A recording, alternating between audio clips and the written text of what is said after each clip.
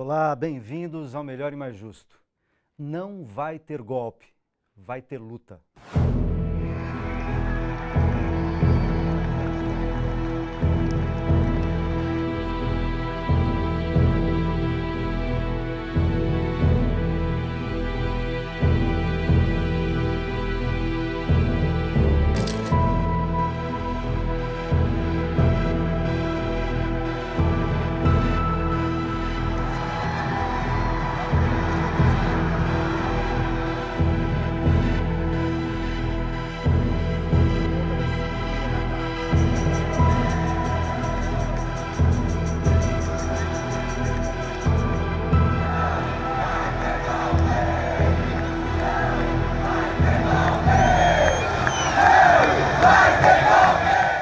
O grito que explodiu nas ruas na última sexta-feira, dia 18 de março, é um marco na luta contra o golpe que anda a galope no Brasil a partir das eleições presidenciais de 2014. Nas últimas semanas, há capítulos grotescos da escalada golpista, que escancaram ilegalidades e abusos cometidos por membros de instituições e poderes da República em conluio com a grande mídia.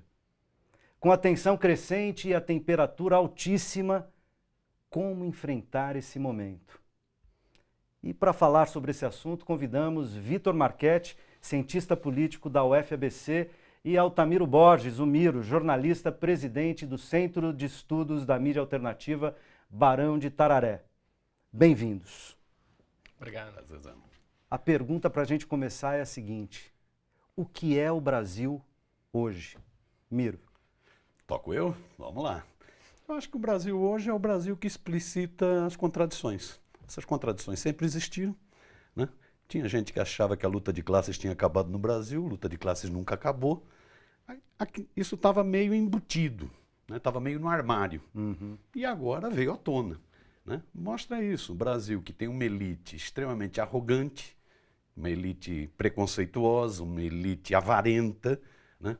Uma elite de sonegadores, uma elite de dinheiro no exterior ilegalmente e que não aceita as mínimas reformas no Brasil. O que os governos Lula e Dilma fizeram é um reformismo brando, não se enfrentou problemas estruturais do Brasil. Mas nem esse reformismozinho brando essa elite aceita. E utiliza como massa de manobra uma classe média, entre aspas, eu nem gosto do termo classe média, camadas médias, que gostariam de ser ricas. Como não são ricas, detestam os pobres. É uma tristeza, isso é uma definição lamentável, mas é isso. Gostariam de ser ricas, não são ricas, detestam os pobres. Né? Então, eu acho que o Brasil que nós estamos vivendo é isso. As contradições vieram à tona. Né? Para quem achava que não tinha luta de classes, ela tem e é forte. Eu vou um pouco nessa linha, quer dizer, do Brasil que temos hoje é, na realidade, um Brasil que já estava aí latente, né? E com questões que afloraram em momentos de crise, essas questões que compõem mais nossa sociedade e tal, elas acabam ficando mais claras e nítidas. Mas eu chamaria atenção, é claro, a questão da luta de classes, dos conflitos, isso é estruturante, né? Mas eu chamaria atenção para uma questão que me parece que hoje retoma com força, que é o conflito entre a lógica do técnico e do político. Né?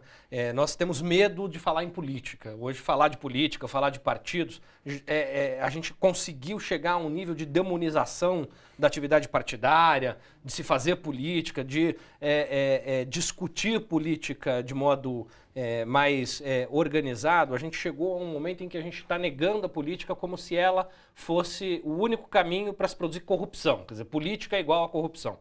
Né?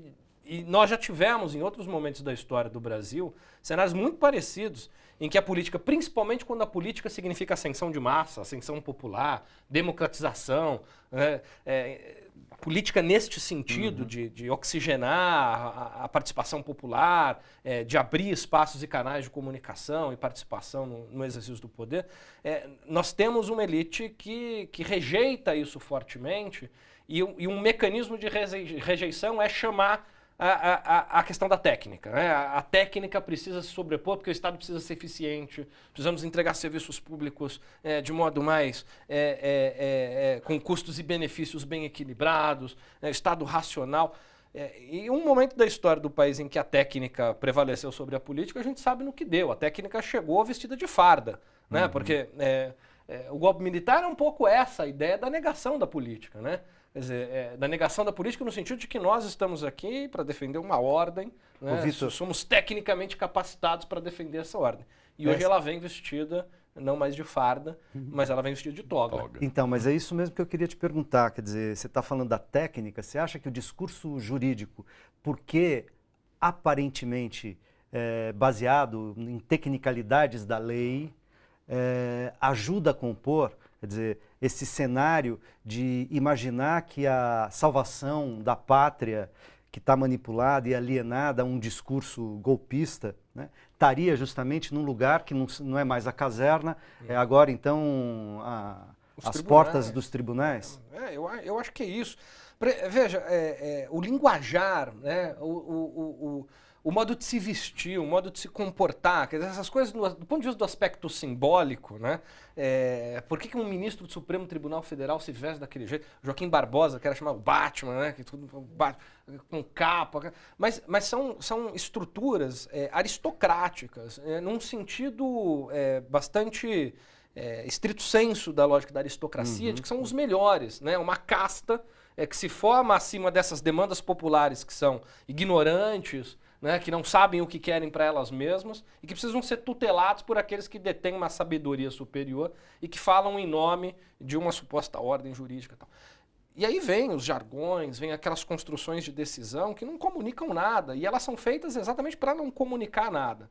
Né? E a gente cada vez mais está depositando o destino da democracia nesse país, né, o destino da economia, o destino da organização social a essa elite que se vê distante mesmo dos anseios populares. Então aí a gente, de um lado, nega a política e entrega a política, seja para os tribunais, seja para a grande mídia, porque a gente tem nomeando claramente Rede Globo de televisão, no caso da mídia televisiva, se comportando como ativista político, como partido político em alguns momentos, e fazendo, portanto, o jogo de uma certa posição política que, aliás, a oposição partidária no Brasil é bastante precária e incompetente para fazer.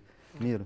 É que eu concordo nessa distinção entre o técnico e o político, o jurídico e o político, né? Eu acho que aí o que está de trás, que tem um papel fundamental é a mídia, né? Porque mesmo... Qual seria a projeção de um juiz de primeira instância do Paraná, num caso como esse, se não fosse a TV Globo, a Veja e congêneres? Não teria projeção. Não teria projeção. Um juiz que já foi questionado por inúmeras coisas suspeitas. Não teria a projeção que tem. Né? Aliás, questionado até pelo Gilmar Mendes. Exatamente. Que hoje Gilmar é um aliado. Hoje eles estão juntinhos, mas o Gilmar já fez duras críticas a ele. Né? Então, se não fosse a mídia, essa coisa do técnico, do jurídico não viria à tona. Né? É que a mídia tem um belíssimo livro de um estudioso estadunidense, Thompson, sobre a escandalização da política. A mídia faz a escandalização da política quando lhe interessa. Ela não fez a escandalização da política no regime militar, que tinha muita corrupção. Ela não fez. Ao contrário, o Brasil estava ótimo. Ela não fez a escandalização da política em outros momentos de governos conservadores no Brasil. A mídia utiliza a escandalização da política por interesses econômicos e políticos dela, né? Por interesses de classe dela. Né? E aí cria, na subjetividade do povo, cria ideias totalmente falsas. Né? A ideia disso, do jurídico e do político, né? Do executivo e do político. Vamos lá, vamos pensar seriamente. Executivos, vamos pegar os técnicos das grandes empresas. Vamos pegar. Recentemente teve um escândalo na GM de fraudar antipoluentes. 9 milhões de carros. Volkswagen. Da Volkswagen. Da Volkswagen. Né? De fraudar 9 milhões de carros. Né? Internacionalmente. Isso internacionalmente. Não foi no Brasil, né? Fraudar até Audi, que a turma adora de dirigir um Audi. Não é isso? É o objeto de consumo. Isso é empresário. Cadê a distinção? Aí ela faz essa escandalização da política e cria uma onda que lhe interessa para atingir os seus adversários políticos. Ela tem alvo. Pega o que ocorreu ontem, é muito interessante. Essa lista do Odebrecht precisa ser melhor avaliada, né? Você pode ter a empresa Odebrecht querendo dar tiro para todo lado, ligar o ventilador no esgoto, tem que ser avaliada. Pode ter muitas injustiças ali no meio. Mas me chamou a atenção, se essa lista da Odebrecht tivesse trazido o nome do Lula e da Dilma, possivelmente o Jornal Nacional estaria durando até agora. Não teria nem intervalo. Né? Passava a madrugada toda. Como não trouxe o nome do Lula e da Dilma, William Bonner disse, não tivemos tempo para ver a lista. É de um cinismo. São muitos nomes, não daria tempo para declinar todos. Todos. Então Ele ele poderia fez um quadrinho declinar aqui com o nome dos partidos. Ele poderia 24 declinar alguns partidos. famosos. Ele poderia declinar que está lá o nome do Aécio Neves. Do José Serra. Do Zé Serra. Do Agripino Geraldo Maia. Alckmin. Do Demo, Agripino Maia. Né? Mas ele não Do falou. Cássio Cunha Lima, Cássio líder Cunha Lima, do que é um DEM. verstal da ética, Não é já isso? processado várias vezes. Então, essa escandalização da política que cria o espaço para tentar Não, apresentar o técnico como solução. E o descaramento, né, Miro? Só me perdoa, porque assim, no contraste, o argumento de ontem ainda fica pior, né? Porque qual que foi a argumentação para passar blocos e blocos com o áudio de uma gravação feita, divulgada de modo ilegal, que não havia qualquer relação com o processo que estava sendo investigado. O argumento era, temos uma peça que temos que tratar com responsabilidade jornalística. Não, eu me lembro do final do Jornal Nacional em que o William Bonner dizia, não foi o Jornal Nacional quem vazou a lista. Nós temos obrigação profissional de informar a população de algo que foi produzido pela justiça. E cadê essa obrigação profissional agora quando a coisa não atinge os objetivos que estavam colocados Quando lá? é um vazamento ilegal de falas do ex-presidente Lula com a presidenta Dilma, com possibilidade desse vazamento ter se dado dentro do Palácio do Planalto, grampo dentro do E com objetivos que nada tinham a ver com a tecnicidade do processo Lógico. penal, mas que tinham a ver com a necessidade de esgotar o capital político daquele que estava sendo escalado para tentar retomar algum nível de governabilidade. Era um objetivo político vestido de com técnico. requintes de crueldade, porque inclusive com os áudios editados, apenas as partes dos áudios que poderiam supostamente ser interpretados tal como foram pela Rede Globo. E os outros trechos dos áudios que eles divulgaram na Rede Globo ou na Globo News, todos editados, extraindo os trechos que não interessavam. Trechos onde o Lula falava, jamais iria a Brasília, assumiria um cargo para me proteger. Trechos como esses não apareceram no vídeo da Rede Globo. Essa escandalização, que é isso, de forma seletiva, de forma ilegal, essa escandalização ela é muito perigosa, porque ela mexe com a cabeça das pessoas, né?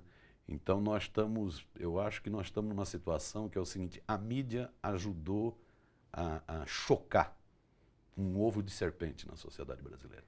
Ela ajudou a chocar uma onda fascista na sociedade brasileira. Onda fascista que até quem acha que vai tirar proveito eleitoral está se estrepando. Pois é. Que o Digo, o Alckmin e o Aécio, Aécio o Paulinho da Força. que foram escorraçados na Avenida Paulista no ato pelo golpe, né? Que o diga outros, né? Ontem à noite, o Jarbas, o deputado Vasconcelos quase no Recife. apanhou no aeroporto em Recife.